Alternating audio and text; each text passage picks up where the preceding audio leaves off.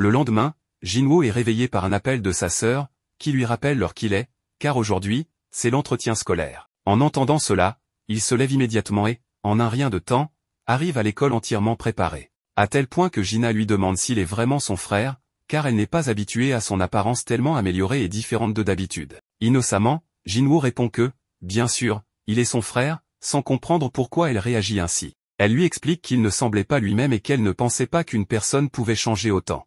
Pendant ce temps, les filles de l'école commencent à admirer le grand charisme de Jinwoo, attirant beaucoup d'attention alors qu'il marche dans les couloirs. Comme prévu, Jina en profite pour lui demander s'il sort avec quelqu'un ou s'il veut qu'elle lui présente une amie. Mais il se contente de lui tirer la joue pour qu'elle se taise. Quand il s'assied avec la professeure pour l'entretien, celle-ci lui explique que Jina est une excellente élève, très polie, et que ses notes sont excellentes, ce qui fait d'elle un exemple pour les autres. À l'école, ils ont pleinement confiance qu'elle pourra intégrer l'école de médecine de ses rêves. Ainsi, la professeure ne pense pas qu'il soit nécessaire de la presser davantage. À ce moment-là, l'entretien pourrait se terminer, mais la professeure pose une dernière question, est-ce qu'il aimerait que sa sœur travaille dans le monde des chasseurs si, un jour, elle devenait l'une d'entre eux? Cette question le prend par surprise, mais sans hésiter, il répond que non. La professeure lui demande pourquoi, et il lui demande une faveur, s'excusant de paraître égoïste. Plus tard, Jinwoo rencontre Han-sung, qui se souvient de lui comme du chasseur de rang qui s'occupait des portails. Jinwoo montre une photo où elle pose avec sa sœur, ce qui lui fait comprendre qu'il est le frère de Jina. Comprenant mieux ses intentions, Han-sung affirme qu'indépendamment de ce qu'il a entendu de la professeure, il n'ira pas à l'école et encore moins abandonnera son rôle de chasseur. Face à cette position, Jinwoo lui rappelle qu'en tant que chasseur de rang E, elle ne pourra pas mener une vie décente. Sa seule option serait de rejoindre une équipe d'attaque, mais son cas est particulier. Han-sung clarifie qu'il n'est pas là pour des cérémonies inutiles et coupe court à la conversation en mentionnant que Jinwoo lui-même est aussi un rang E.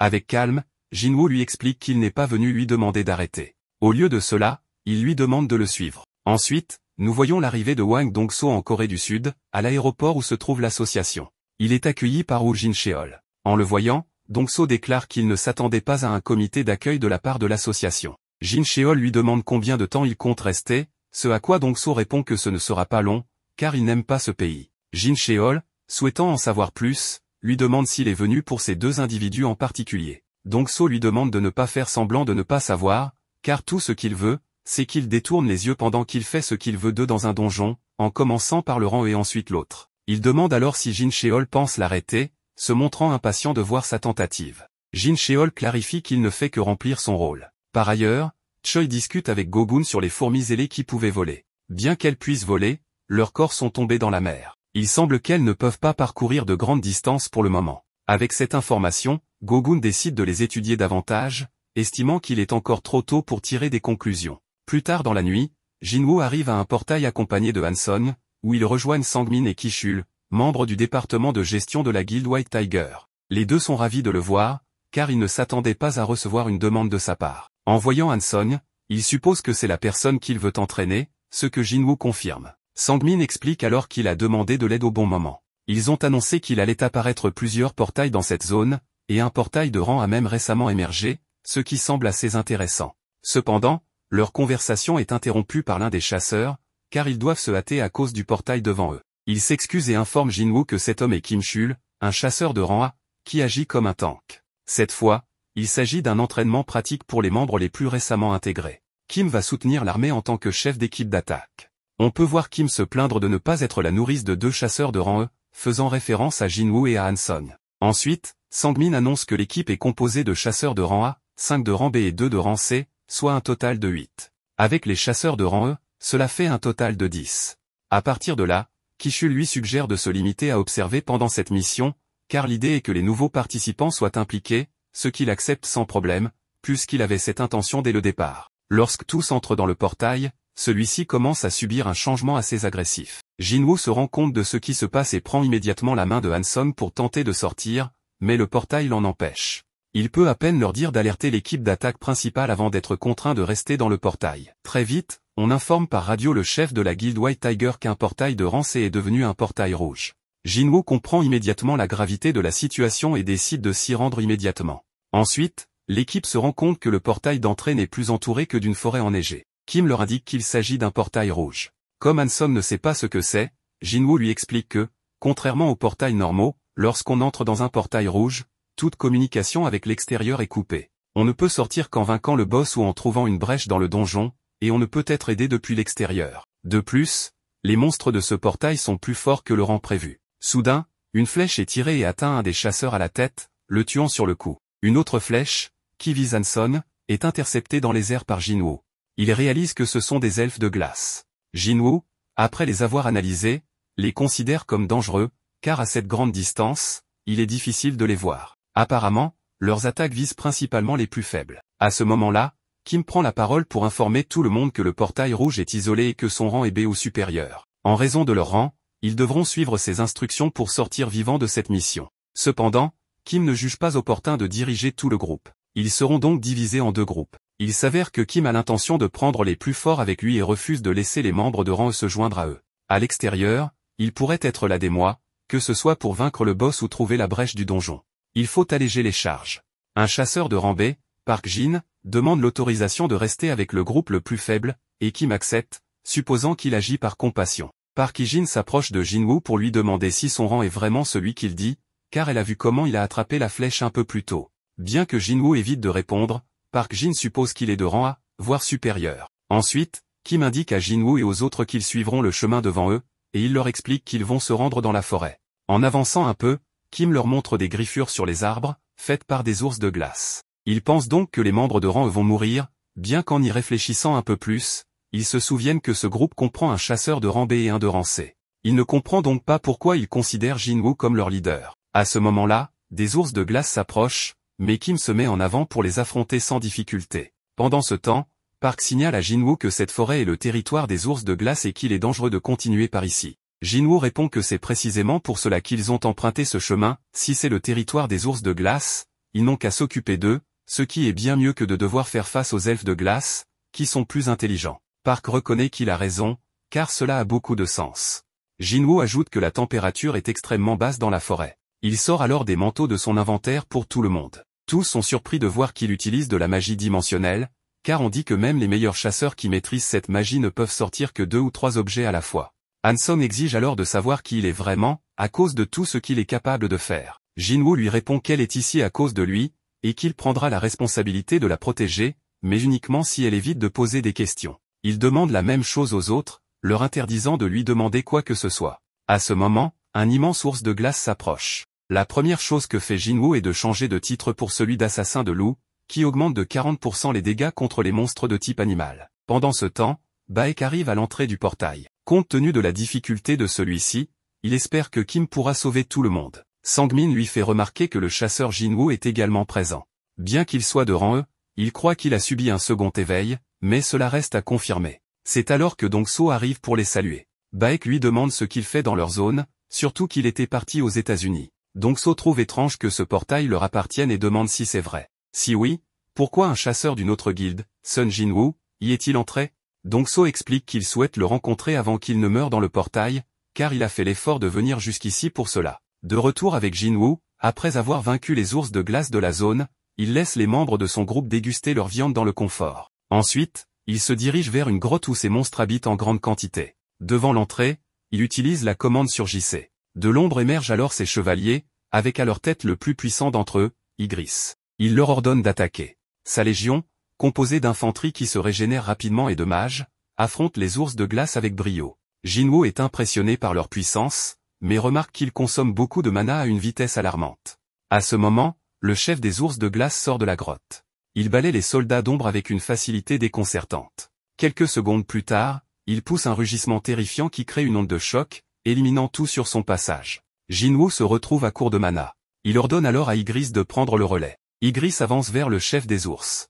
Lorsque ce dernier attaque, Ygritte utilise son agilité exceptionnelle pour esquiver et frapper ses points vitaux avec précision. Finalement, il empêche l'ours d'effectuer une dernière attaque en lui coupant la tête. Jinwoo admire la puissance d'Ygritte et pense qu'il n'aurait eu aucune chance, si Ygritte n'avait pas lâché son épée pendant leur combat. Avec son niveau actuel, Jinwoo se considère égal à Ygritte, bien qu'en y réfléchissant, il admet qu'Ygritte est toujours plus fort que lui. Il le félicite pour son excellent travail. Pendant ce temps, Kim, confronté aux elfes de glace, voit son équipe totalement anéantie. Il n'en revient pas. Il pensait faire partie de l'élite de White Tiger, mais face à la brutalité des elfes, il perd la tête. Effrayé, il décide de fuir à toute vitesse. Le chef des elfes de glace observe sa fuite. Jinwoo n'hésite pas à faire ressurgir les ombres des ours. 3 heures plus tard, ce qui équivaut à 3 jours dans le portail, Dongso se lamente en pensant que Jinwoo est sûrement mort, et que ce voyage maudit n'a servi à rien. Avant de partir, il remarque que Jinwoo n'est pas membre de Tigre Blanc, alors pourquoi diable se trouve-t-il dans l'équipe d'assaut? Ki-chul, un peu nerveux, il explique qu'il est son ami et qu'il était intéressé par une mission de Rancé, raison pour laquelle il l'a autorisé à y participer. Dongso, furieux, l'attrape par le col et lui demande s'il pensait vraiment qu'il croirait un tel mensonge. Il sait très bien qu'il adore les nouveautés, alors il exige de savoir ce qu'il manigance. Mais Baek intervient, attrapant le bras de Dongso, et lui ordonne de le lâcher. Dongso refuse de reculer, et les deux hommes libèrent une puissante aura. Sangmin, effrayé, pense qu'ils doivent arrêter, car un combat entre deux rangs causerait une catastrophe. Ils échangent des coups de poing, provoquant une énorme explosion. Pendant ce temps, dans le portail, Kim, transi de froid, est surpris de voir plusieurs cadavres d'ours de glace. Il pense qu'il est impossible que l'autre groupe de chasseurs ait éliminé toutes ces créatures. Il en conclut que c'est l'œuvre du démon blanc et part en courant. De retour avec Dongso, on voit que l'explosion causée par leur combat a été stoppée par Jin Cheol. Il commente que, sans leur tenue, il aurait été réduit en poussière. Il informe Dongso qu'il a testé le pouvoir magique de Jinwoo il y a quelques mois et que cela n'a pas changé, Jinwoo reste un chasseur de rang E. Si son frère est mort, c'est parce qu'il a succombé face aux bêtes magiques. Dongso répond que c'est un mensonge et suppose que le fils du PDG de Yujin Construction a peut-être tué son frère, et que ce voyage n'était qu'une excuse pour éliminer quelqu'un. Mais Dongso reçoit un message lui ordonnant de retourner aux États-Unis. À contre-cœur, il se retire. Dans le portail, Kim, furieux, observe le groupe de Jinwoo. Il se demande comment des gens aussi pathétiques peuvent encore être en vie, d'autant qu'ils ont des vêtements chauds et des couvertures. Il s'approche en criant que l'équipe d'assaut a été décimée à cause du manque de nourriture et d'équipement, alors que Jinwoo et son groupe se sont cachés avec tout ce qu'il leur fallait. Il suppose que tout cela est la faute de Park Hee-jin, qui a peut-être rejoint l'équipe pour cette raison. En dégainant son épée, il leur donne une seconde pour révéler le responsable. Cependant, Jinwoo, d'un coup puissant, l'envoie valser. Il lui dit que c'est lui qui a causé la mort de ses camarades et qu'en plus, il leur a apporté des ennuis. Il hurle à ses compagnons de se tenir prêts, car il sent une présence forte. Les membres de son groupe sont terrorisés en voyant apparaître des elfes de glace. Le chef des elfes déclare que, parmi tous ces déchets, quelqu'un est fort. Jinwoo comprend ces mots, et le chef des elfes lui demande comment il peut comprendre leur langue. Jinwoo suppose que c'est grâce au système. Profitant de cette communication, le chef des elfes lui propose un duel, ayant remarqué qu'il y avait parmi les humains un combattant digne d'intérêt. Cependant, Jinwoo décapite l'ennemi en un instant, puis attaque le chef des elfes. Ce dernier bloque l'attaque et lui fait remarquer qu'il n'est clairement pas humain.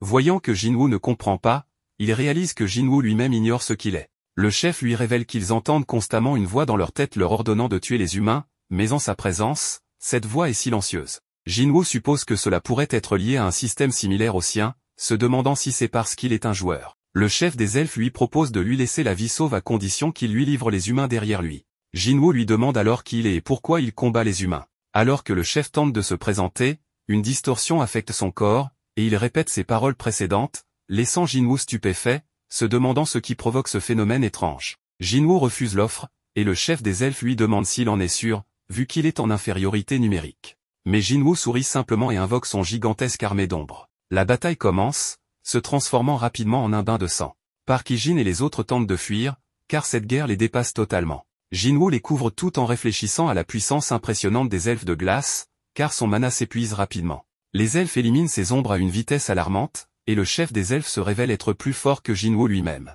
Il doute de pouvoir le vaincre même avec Ygritte, ses soldats réguliers étant insuffisants pour ce combat. Il a besoin d'un pouvoir plus fort. Le chef des elfes se présente comme Baruka, et Jinwoo lui rend la politesse avant qu'il n'entame un combat féroce. Baruka, enthousiasmé, bloque une boule de feu lancée par les mages de Jinwoo. À ce moment-là, Ki-chul, furieux, sort son épée, mais il est intercepté par Baruka. Alors que Baruka s'apprête à frapper, une nouvelle ombre surgit devant lui, Jinwoo a ordonné à Ygritte d'intervenir. Après avoir neutralisé l'attaque de Baruka, Ygritte tue Kim et Jinwoo le transforme en un nouveau soldat nommé Iron. Iron provoque Baruka, mais ce dernier esquive tous ses assauts. Pendant ce temps, les spectatrices observent, fascinées par cette bataille sans précédent. Baruka, ennuyé, les invite tous à l'attaquer en même temps. Jinwoo, Iron et Ygritte s'attaquent ensemble, mais malgré les provocations d'Iron, Baruka parvient à éviter les coups critiques. Jinwoo admet que Baruka est très puissant, bien plus que ses soldats. En se retournant, Baruka voit que tous ses hommes ont été tués. Fou de rage, il attaque Jinwoo, qui, à ce moment-là, laisse tomber sa dague. Baruka, pensant que Jinwoo est désarmé, baisse sa garde, mais Jinwoo utilise son pouvoir de roi pour contrôler la dague à distance. Bien que Baruka réussisse à bloquer l'attaque, son arme se brise. Jinwoo en profite pour ordonner à Iron de le capturer, permettant au mage de l'attaquer. Malgré tout, Baruka reste debout et promet de tuer tout le monde. Jinwoo surgit de nulle part et le poignarde, affirmant que la bataille est déjà décidée. Avec un coup de marteau final, Iron achève Baruka. Jinwoo gagne plusieurs niveaux. Iron, cependant, continue de frapper le cadavre de Baruka jusqu'à ce que Jinwoo lui ordonne de s'arrêter.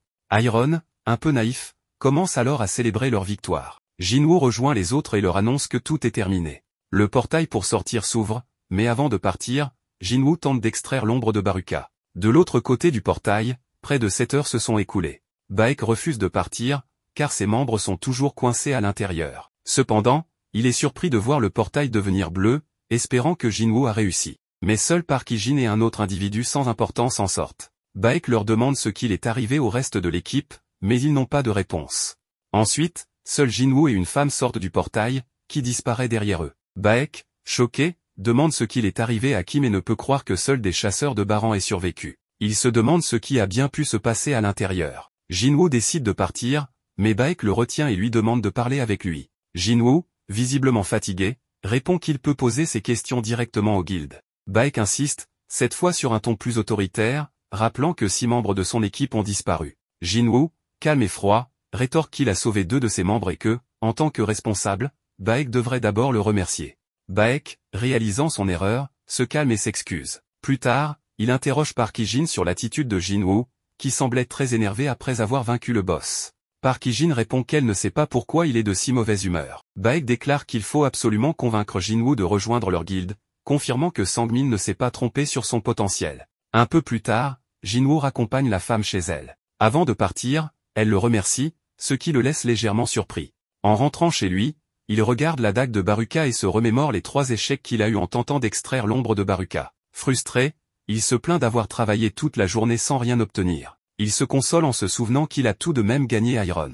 Le lendemain matin, Jinwoo arrive chez Jinwoo, qui lui annonce qu'avant de se rendre à un portail, ils doivent aller chercher quelqu'un. En arrivant, il récupère une jeune fille qui salue Jinwoo chaleureusement, ce qui pousse Jinwoo à penser qu'ils ont passé la nuit ensemble. Jinwoo, confus et gêné, fait remarquer qu'elle est mineure. Jinwoo lui demande quel est le problème, mais Jinwoo préfère éviter d'insister et décide de ne plus poser de questions. Ils continuent alors leur chemin.